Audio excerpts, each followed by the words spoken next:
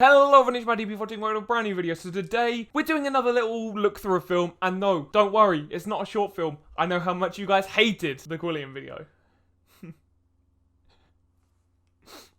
Today, I'm going to be talking very briefly about Songbird. You see, I've never done this before, so I'm going to be doing it on the fly. I'm going to be talking to you what I thought about it, and just some brief stuff I want to talk about. So Songbird is a film made during lockdown, or at least the concept was brought in March 2020 and was finished recording by August 2020. And then was out in December 2020 in the US. It's just come out in the UK, hence why I'm so late to this, I suppose.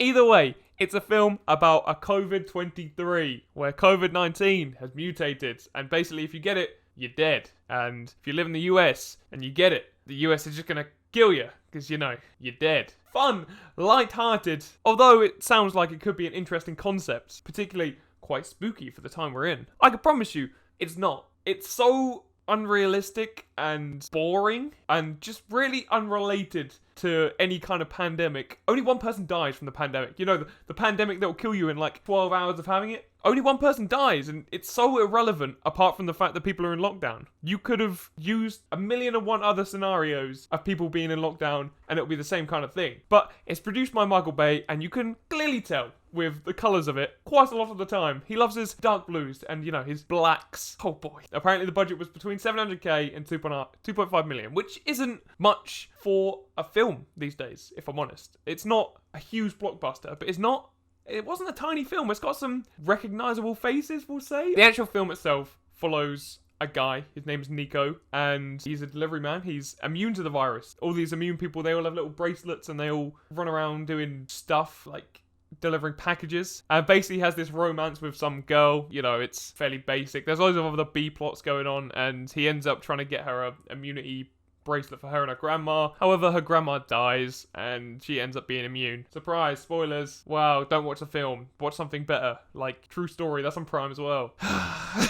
When I say famous faces, I just recognise these people. Alright, I don't recognise this bloke, but apparently he's really famous on Riverdale. I don't know. I haven't seen him myself. She's Disney Channel, something or other. Looks slightly familiar. Don't know as well. Recognise her completely, but I have looked through all of her filmography and I don't recognise barely any of this stuff. I don't recognise anything she's been in. I must have just seen her about.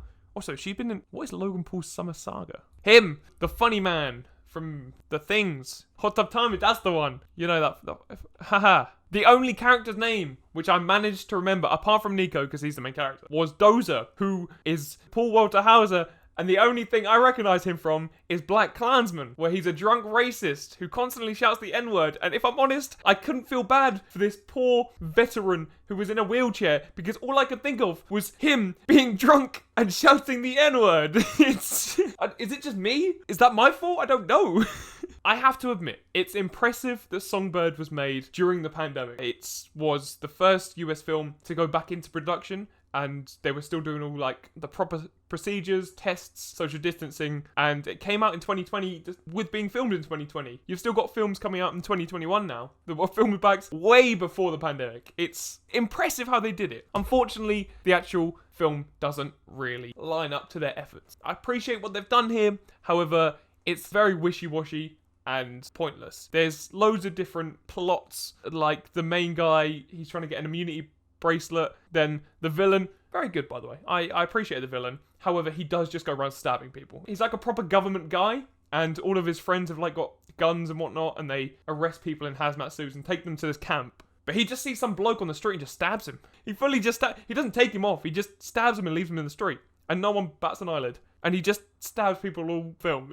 It doesn't make any sense. There's a lot of just random plot armor. It's very coincidental. Everything that happens in this film is so coincidental to what needs to happen to the plot. It's a bit ridiculous. For example, Nico is being chased around by the villain and loads of people with guns. And he's basically about to die. Like, he's about to get shot and they're about to find him. And suddenly some random bloke comes out of nowhere with a gun and a lead pipe, gives him the lead pipe, shoots all the people, and then disappears for the entire film. He's on screen for less than 30 seconds and he completely changes the plot, 100%. We don't know anything about it. We don't know his name. We don't know anything. It's that kind of thing over and over again. The immunity badge, it just happens that she's immune. It's like supposed to be this big twist at the end, but you could just tell from the start it's about to happen.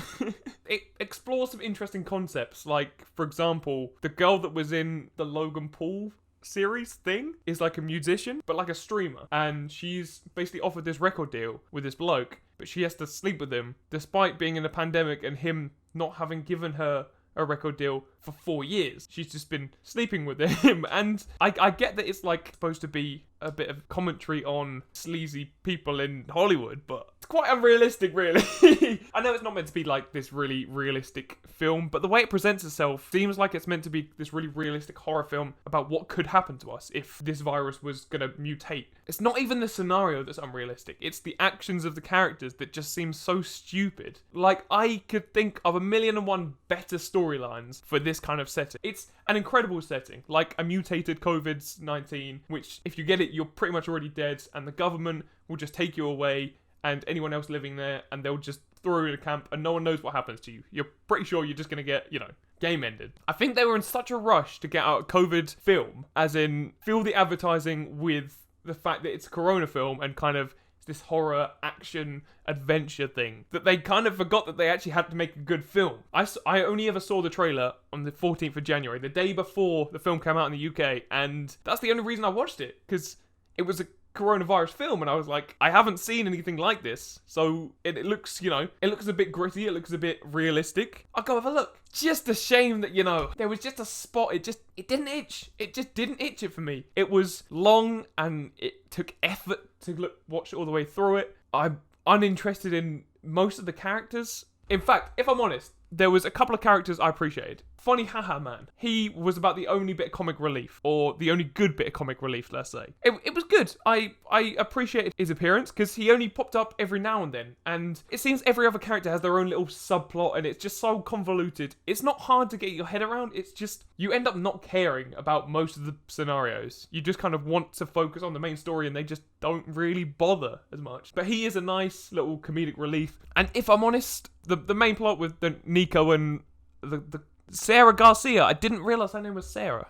I mean, it rings a little bell, but they were fine. They did their job. I wouldn't say it was the acting that was the problem, probably more the writing. It seems like it was not actually written, and they were just told to jump in and just say the cheesiest and the corniest phrases they could possibly think of. But that's just me. That's just my opinion. Paul Waterhauser, I joke that, I can only see him getting drunk and shouting the N-words, which is true, but I appreciated his role. He didn't need his own subplot, again, but him being this guy that just flies around a drone, and that's the only way he's ever been able to get out of the house in the last 6 years, because, unfortunately, of coming back from the army. I thought that was a really interesting concept, and I like the character.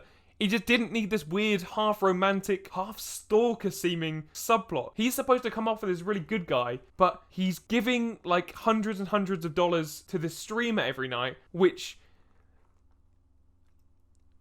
simp. That's it. It's a negative thing. They try and present it in a positive way, which is reasonable because he's trying to do it in a positive way, and I understand that. It comes across as a little bit creepy. She doesn't refer to any other fans apart from him. So I don't know. Is he the only one watching? I don't know. Either way, it's not a great film that doesn't really deserve your time. I'm sure there's a lot more pandemic films out there. I haven't seen any. That's why I watched this in the first place. But, if you want a boring film which tries to deal with coronavirus, watch this. And if you don't, watch something else on Prime, because there is a lot of good films. Just don't bother, okay? Thank you guys so much for watching this video. If you'd like to, please like and subscribe. I'll be MadDP14. I hope you liked the video. I've been playing around with something. I wanted to do a film review. See how it does. Thank you. See ya. We might be toxic, but yeah, that's fine. If we are, you can poison me all the time. We can cuddle up, fuck, argue, then watch Vines, and ignore each other till the fucking sun don't shine.